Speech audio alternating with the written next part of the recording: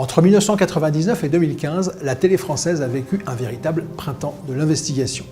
Création de 90 minutes à Canal+, puis de pièces à conviction sur France 3, de compléments d'enquête, de cache investigation dans la foulée, la télé française n'avait jamais été aussi audacieuse. Journalistes de plus en plus professionnels, enquêtes pouvant aller jusqu'à 1 an, consortium de journalistes internationaux avec des confrères comme Paul Moreira, Stéphane Aumont, Hervé Brusini, Élise Lucet, Benoît Duquesne ou Tristan Valex, Canal+ et France Télé ont entrouvert des portes jusque-là bien verrouillées. Danger des pesticides, évasion fiscale, greenwashing, rapacité des labos pharmaceutiques, maltraitance au travail. Le monde merveilleux des affaires, comme on dit à Cache Investigation, a été révélé au grand jour à des millions de téléspectateurs pendant des années. Pour la première fois, des journalistes ayant contribué à cette incroyable histoire ont décidé de témoigner. Les meilleures enquêtes qui ont été faites sur les boîtes privées et sur les milliardaires, elles ont quand même été faites par le service public. Elles n'ont pas été faites par TF1, elles n'ont pas été faites par M6. Ça, pour faire des sujets sur la meilleure pizza de Paris et la foire aux olives à Bandol, là, ils sont bons. Mais c'est pas eux qui vont enquêter sur Sarko, sur Macron, sur Collère, sur Dati. Là, il n'y a personne. Donc, c'est le service public qui fait ce travail-là. Pour faire très simple et très court, notamment pour le jeune public qui s'intéresserait à l'histoire de l'investigation en France, il n'y a pas de tradition d'investigation à la télé française jusqu'au début des années 80. Il y a 2 émissions qui vont créer cette culture. Il y a Pièces à conviction sur France 3 et 90 minutes sur Canal+. Elles vont démarrer à peu près au même moment. Il y a là un moment vraiment jouissif pour les journalistes de contre-pouvoir, ceux pour qui le journalisme est du contre-pouvoir. Je suis journaliste, j'ai essayé de vous joindre par téléphone, j'ai pas réussi à vous trouver, enchanté.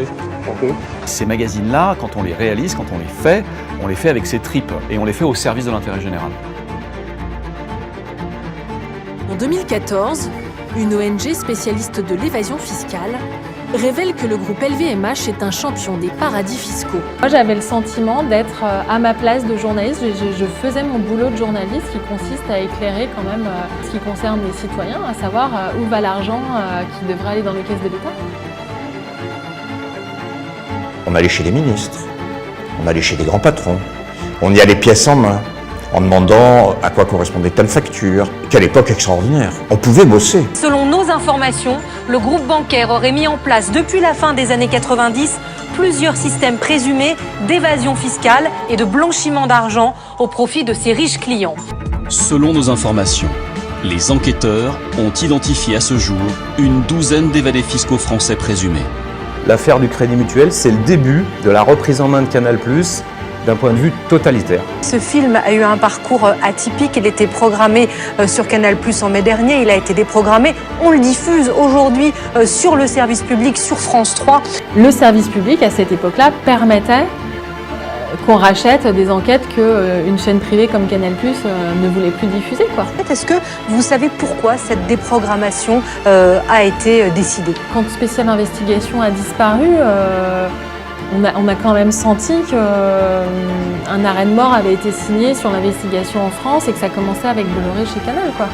Est-ce que là, par contre, il n'y a pas une conjonction volontaire entre l'opération Canal qui est brisée d'un côté et la prise en main par Ernotte qui décide de diriger d'une poigne de fer la production de France Télévisions? On continue à avoir de l'investigation, mais pour être en info, de manière très raisonnable, et pas plus que ça, alors qu'en fait, les téléspectateurs et les téléspectatrices ne demandent que ça marche très très bien. Qui sont les journalistes qui ont mené ces incroyables enquêtes? Comment se sont-ils battus en coulisses, parfois au détriment de leur vie privée, pour parvenir à vous révéler le vrai visage de la France? Pour financer ce documentaire refusé par toutes les chaînes, on n'a plus qu'une seule solution, faire appel à vous. Faites-nous un don ou des dons récurrents dès aujourd'hui, si possible tous les mois, pour qu'on puisse produire France Télévisions contre les puissants, 5e épisode de notre série, qui va nous permettre de comprendre pourquoi, depuis quelques années, l'audiovisuel public en général et France Télévisions en particulier fait l'objet d'une telle pression politique. Ils censurent, on les contourne.